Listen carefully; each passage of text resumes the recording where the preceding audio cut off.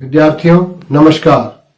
मैं डॉक्टर विजय कुमार चावला राजकीय मॉडल संस्कृति वरिष्ठ माध्यमिक विद्यालय क्योड़क जिला कैथल में हिंदी प्राध्यापक के पद पर कार्यरत हूं।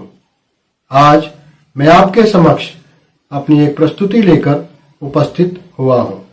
विद्यार्थियों, आपसे विनम्र निवेदन है कि इस प्रस्तुति को देखते समय अपने साथ कॉपी पेन पेंसिल साथ लेकर बैठें ताकि विषय से संबंधित महत्वपूर्ण जानकारी आप साथ साथ उतार सकें। तो आओ आज की प्रस्तुति की ओर आपको ले चलता हूं। विद्यार्थियों, आज हम कक्षा 8वीं की हिंदी की पाठ्य पुस्तक वसंत भाग 3 में संकलित पाठ 3 बस की यात्रा, जो कि एक यात्रा वृत्तांत है और हरिशंकर परसाई द्वारा रचित है, का अध्ययन करेंगे। विद्यार्थियों, लेखक हरिशंकर परसाई एक प्रसिद्ध व्यंग्यकार हैं। आज की इस प्रस्तुति के उद्देश्य निम्न प्रकार से हैं।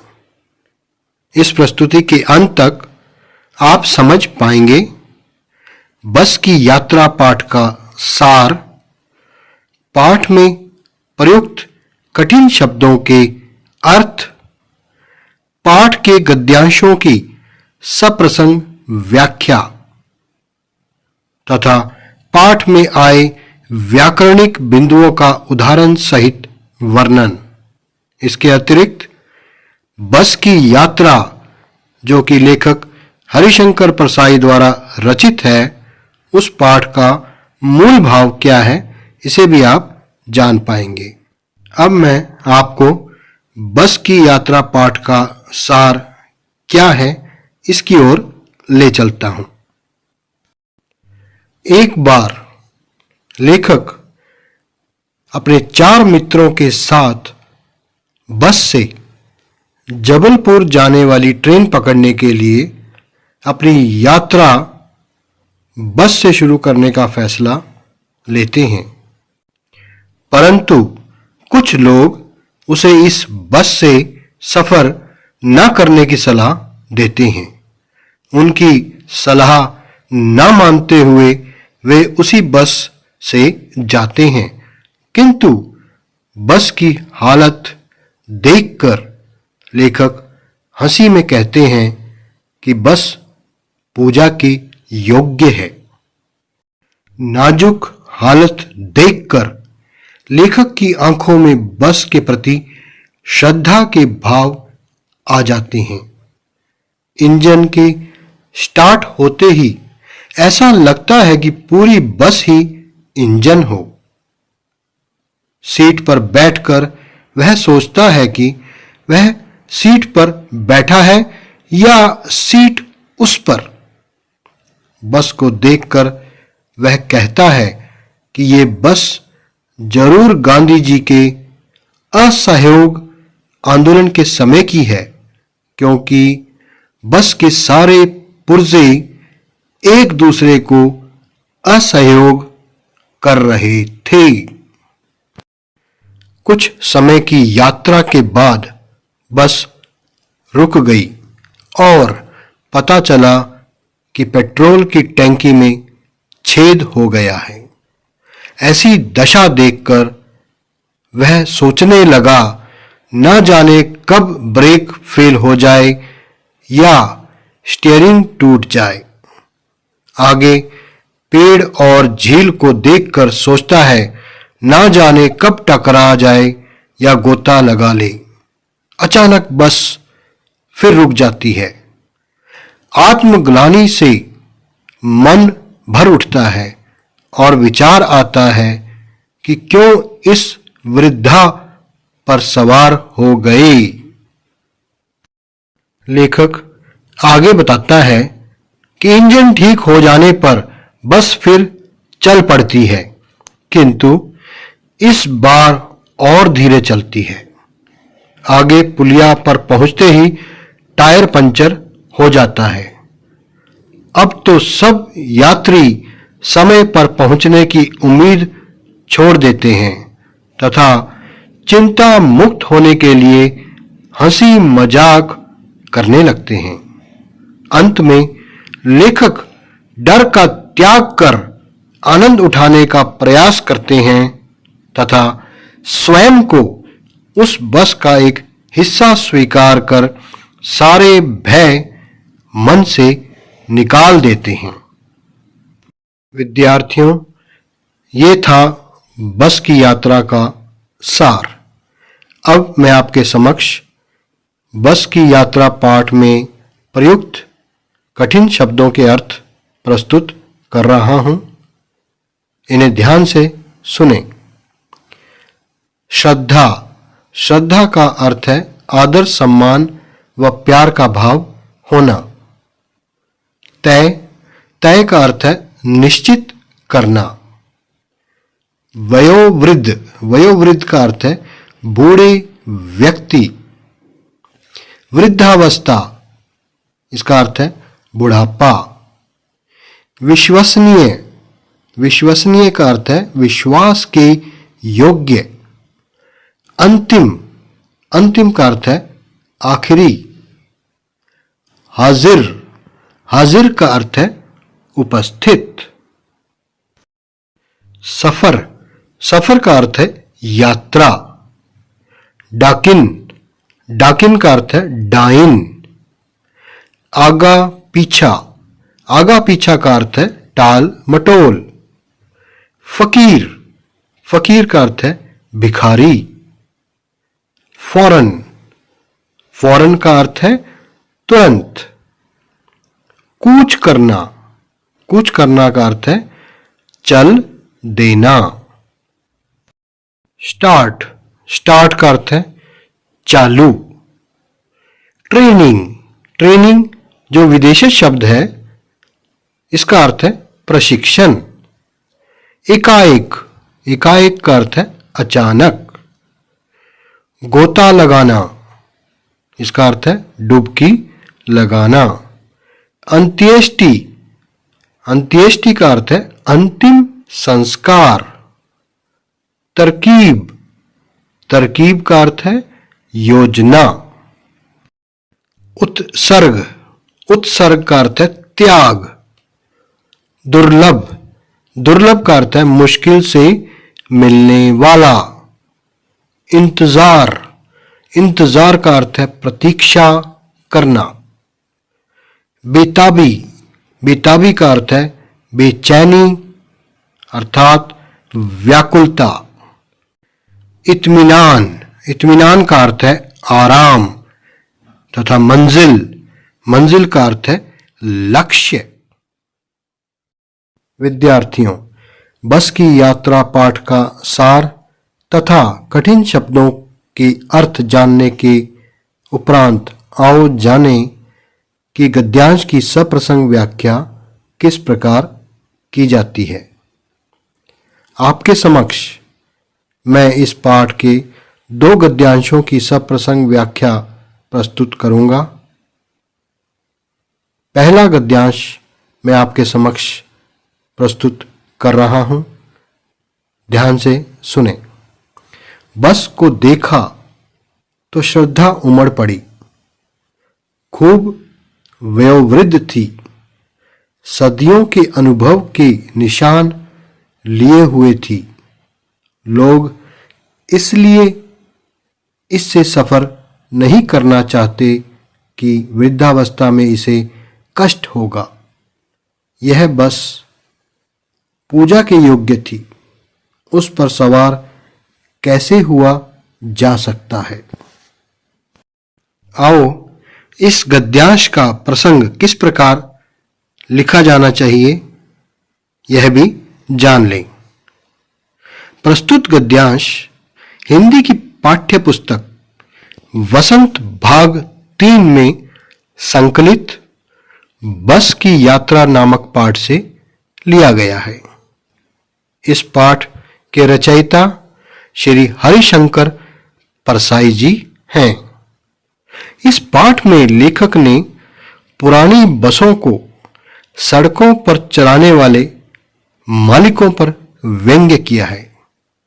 लेखक ने यहां पुरानी बस की जीर्ण दशा का वर्णन भी किया है। आओ इस गद्यांश की व्याख्या किस प्रकार की जानी चाहिए यह भी मैं आपको आगे बताता हूं। लेखक कहता है कि बस बहुत पुरानी थी। ऐसा लगता है कि वह बहुत सालों से चल रही थी। लोग उसके द्वारा अपनी अनेक यात्राएं पूरी कर चुके थे। इस बस को देखने से यह अनुभव हो रहा था कि इस बस ने बहुत सारी यात्राएं की हैं तथा बहुत सारे लोगों को उनकी मंजिल पर पहुंचाया है। उसके निशान इस बात पर साफ दिखाई दे रहे थे। उसके शीशे, खिड़कियां और पूरी बॉडी टूट चुकी थी। आगे लेखक कहते हैं कि कोई भी चीज सही ठिकाने पर नहीं थी। खस्ता हालत हो चुकी थी। उसका इंजन आवाज कर रहा था। लेखक मानता है कि यह बस पूजा के योग्य थी क्योंकि इसने बहुत सारे लोगों को उनकी मंजिल पर पहुंचाया था। एक बूढ़ी और पुरानी बस के ऊपर सवार होने का कैसे सोचा जा सकता है, जबकि यह तो उसके आराम करने का समय है। प्रसंग तथा व्याख्या जानने के उपरांत आओ अब हम जानें कि सप्रसंग व्याख्या के उपरांत विशेष किस प्रकार लिखा जाता है। तो पहले गद्यांश में लेखक ने जो विशेष तत्व हमें बताने चाहे हैं वह इस प्रकार हैं। लेखक ने यहां बस की दयनीय दशा का वर्णन किया है। शब्द योजना पूर्णतः सार्थक है। भाषा सरल, सहज तथा व्यंग्यात्मक है। व्यंग्यात्मक लेखक के द्वारा बस के जो मालिक हैं उन पर करारा व्यंग्य अपने कथन के माध्यम से प्रस्तुत किया है। इसके अतिरिक्त लेखक ने कारक चिन्हों का प्रयोग जो किया है वह भी देखते ही बनता है। आप दृश्य में देख भी रहे हैं को, के, में तथा पर, ये जो कारक चिन्ह हैं इनका सुंदर व सटीक प्रयोग हुआ है। इसके अतिरिक्त पांचवी विशेषता आप देख रहे हैं, विशेषण का प्रयोग देखते ही बनता है। गद्यांश में वृद्धावस्था तथा श्रद्धा जो ये दो शब्द, विकारी शब्द आपके समक्ष लेखक ने प्रस्तुत किए हैं, यह विशेषण के उदाहरण हैं। अब मैं आपके समक्ष बस की यात्रा वृत्तांत का दूसरा गद्यांश उदाहरण स्वरूप प्रस्तुत कर रहा हूं। मैं गद्यांश का सस्वर वाचन आपके समक्ष कर रहा हूं, इसे ध्यान से सुनें। हम बैठ गए। जो छोड़ने आए थे वे इस तरह देख रहे थे जैसे अंतिम विदा दे रही हैं। उनकी आंखें कह रही थीं, आना जाना तो लगा ही रहता है। आया है सो जाएगा। राजा रंक फकीर। आदमी को कूच करने के लिए एक निमित्त चाहिए। इस गद्यांश का प्रसंग हम इस प्रकार लिखेंगे। प्रस्तुत गद्यांश हिंदी की पाठ्य पुस्तक वसंत भाग 3 में संकलित बस की यात्रा नामक पाठ से लिया गया है। इस पाठ के रचयिता श्री हरिशंकर परसाई जी हैं। इस पाठ में लेखक ने पुरानी बसों को सड़कों पर चलाने वाले मालिकों पर व्यंग्य किया है। लेखक ने यहां पुरानी बस की जीर्ण दशा का वर्णन किया है तथा बताना चाहा है कि ऐसी बसों में बैठे रहने से खतरा बना रहता है। व्याख्या। लेखक और उसके कुछ मित्रों ने पुरानी बस से यात्रा करने का निश्चय किया और वे उस बस में जा बैठे। जो मित्र उन्हें छोड़ने आए थे वे इस तरह देख रहे थे जैसे अंतिम विदाई दे रही हों, अर्थात अंतिम विदाई कर रही हों। उन्हें भी शक हो रहा था, इसलिए वे ऐसी नजरों से देख रहे थे कि जैसे कि पता नहीं फिर मिलेंगे कि नहीं। उनकी आंखें कह रही थीं कि इस जिंदगी में लोगों का आना जाना तो लगा ही रहता है, अर्थात जिसका जन्म हुआ है वह अवश्य ही एक दिन मरेगा, चाहे राजा हो, भिखारी हो, गरीब हो या अन्य व्यक्ति हो। लेखक आगे कहते हैं कि मनुष्य को इस संसार में आने जाने के लिए कोई न कोई साधन अवश्य चाहिए। कहने का मूल भाव है कि बस में बैठना उन्हें खतरे से खाली नहीं लग रहा था। आओ इस गद्यांश में निहित विशेष पक्ष पर भी एक नजर डाल लें। पहला बिंदु, लेखक ने यहां बस की दयनीय दशा का वर्णन किया है। दूसरा बिंदु, लेखक ने पुरानी बस में यात्रा करने वाले लोगों को छोड़ने वालों की मनोदशा का वर्णन किया है। वे जो लोग छोड़ने आए थे उनकी मन की दशा कैसी थी। तीसरा बिंदु, भाषा सरल, सहज तथा व्यंग्यात्मक है। चौथा, कारक चिन्हों का प्रयोग देखते ही बनता है। आप हरे कॉलम में दृश्य में देख भी रही हैं, को, के लिए तथा की, यह विभक्ति चिन्ह अर्थात कारक चिन्ह जिस प्रकार लेखक ने प्रस्तुत किए हैं वह दर्शनीय हैं। पांचवा तथा अंतिम विशेष पक्ष आपके समक्ष है। लेखक ने इस गद्यांश में द्वंद्व समास का प्रयोग जिस प्रकार किया है वह देखते ही बनता है, जैसे आना जाना, आना और जाना। विद्यार्थियों, पाठ का सार, पाठ में आए कठिन शब्दों के अर्थ तथा पाठ के गद्यांशों की सप्रसंग व्याख्या जानने के उपरांत आओ जाने पाठ में आए विभिन्न व्याकरणिक पहलू कौन कौन से हैं। सर्वप्रथम मैं आपके समक्ष संज्ञा व उसके भेद के बारे में संक्षिप्त जानकारी प्रस्तुत कर रहा हूं। ध्यान से देखें तथा सुनें। किसी भी व्यक्ति, वस्तु, जाति, भाव या स्थान के नाम को ही संज्ञा कहते हैं। जैसे बस, बुढ़ापा, राजा, ये तीनों शब्द व्यक्ति, वस्तु, जाति या भाव के नाम का बोध करा रहे हैं।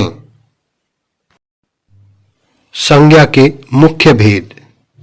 विद्यार्थियों, संज्ञा के मुख्यतः तीन भेद होते हैं: व्यक्तिवाचक संज्ञा, जातिवाचक संज्ञा तथा भाववाचक संज्ञा।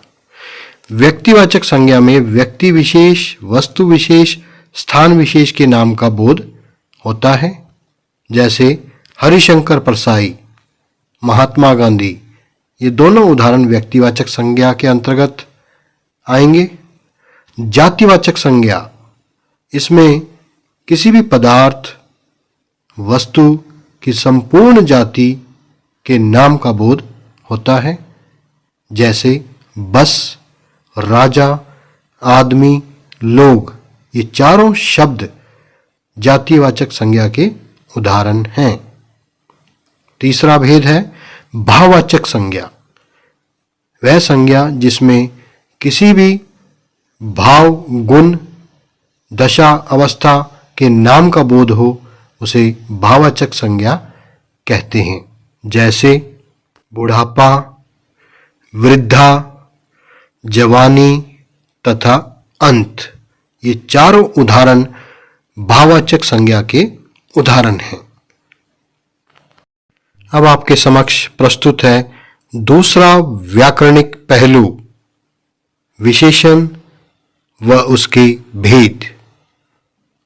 विशेषण की परिभाषा: जिस शब्द से संज्ञा या सर्वनाम की विशेषता प्रकट हो उसे विशेषण कहते हैं। जैसे पाठ में प्रयुक्त हुए विशेषण के उदाहरण आपके समक्ष हैं। श्रद्धा, दुर्लभ, 8, 10, ये तीनों शब्द विशेषण के उदाहरण हैं। आओ जाने विशेषण के कितने भेद होते हैं। विद्यार्थियों, विशेषण के मुख्यतः 4 भेद होते हैं। पहला भेद है गुणवाचक विशेषण, जिसमें व्यक्ति वस्तु के गुण का बोध होता है, गुण संबंधी विशेषता का बोध होता है। जैसे दुर्लभ, बुरा, श्रद्धा, वृद्धावस्था। दूसरा भेद है संख्यावाचक। इसमें संख्या संबंधी विशेषता का बोध होता है। जैसे 3, पहला, फर्स्ट, 8 से 10 आदि। परिमाणवाचक विशेषण, इसमें मात्रा का या मात्रा संबंधी विशेषता का बोध होता है। जैसे 2 किलो, 4 मीटर, कुछ अधिक आदि। चौथा विशेषण का भेद है सार्वनामिक विशेषण। जब सर्वनाम संज्ञा से पहले प्रयुक्त होकर उसकी विशेषता प्रकट करते हैं तब वह सर्वनाम ना होकर सार्वनामिक विशेषण बन जाते हैं। जैसे यह बस, कुछ लोग, वह लड़का। यहाँ यह, कुछ तथा वह सर्वनाम ना होकर सार्वनामिक विशेषण का कार्य कर रहे हैं। तीसरा व्याकरणिक पहलू है द्वंद्व समास, जिसका पाठ में प्रयोग हुआ है। क्या है द्वंद्व समास? वह समास जिसके दोनों पद प्रधान हों तथा विग्रह करते समय और, अथवा, या, एवं आदि योजक का प्रयोग हो उसे द्वंद्व समास कहते हैं। जैसे आना जाना, आना और जाना। 8, 10, 8 या 10। बस की यात्रा का मूल भाव। लेखक हरिशंकर परसाई द्वारा रचित बस की यात्रा एक यात्रा वृत्तांत है। लेखक ने इस यात्रा वृत्तांत में अर्थात इस यात्रा वर्णन पाठ में बताया है कि किस प्रकार वाहनों के मालिक धन के लालच में पुराने घिसे हुए और जर्जर अवस्था के वाहन सड़कों पर चलवाते हैं और यात्रियों की जान माल के साथ भी खिलवाड़ करते हैं। इसके अतिरिक्त लेखक ने बताना चाहा है कि जो व्यक्ति इस सृष्टि में जन्म लेता है उसकी मृत्यु निश्चित होती है, अतः हमें मृत्यु से भयभीत नहीं होना चाहिए। विद्यार्थियों, यह थी मेरी आज की प्रस्तुति। अब मैं आपके समक्ष सारांश प्रस्तुत कर रहा हूं। इस प्रस्तुति को देखने के बाद मेरे अनुसार आपने समझ लिया होगा बस की यात्रा पाठ का सार क्या है, पाठ में प्रयुक्त कठिन शब्दों के अर्थ क्या हैं, पाठ के गद्यांशों की सप्रसंग व्याख्या किस प्रकार की जाती है, पाठ में आए व्याकरणिक बिंदु कौन कौन से हैं तथा उनका उदाहरण सहित वर्णन भी आप समझ गए होंगे तथा बस की यात्रा पाठ का मूल भाव क्या है यह भी आपको समझ आ गया होगा। विद्यार्थियों, अब मैं आपके स्वयं के आकलन के लिए कुछ प्रश्न लेकर उपस्थित हुआ हूं। इन्हें ध्यान से सुने तथा इनके उत्तर दें। पहला प्रश्न है आपके समक्ष, बस की यात्रा पाठ के रचयिता कौन हैं? ऑप्शन है रामचंद्र वर्मा, सूर्यकांत त्रिपाठी निराला, कामतानाथ या हरिशंकर परसाई। तो इसका सही विकल्प क्या है विद्यार्थियों? ध्यान से सोच समझकर उत्तर दें। इसका सही विकल्प है हरिशंकर परसाई। अगला प्रश्न आपके समक्ष, ध्यान से सुने। बस की यात्रा पाठ किस विधा में लिखा गया है?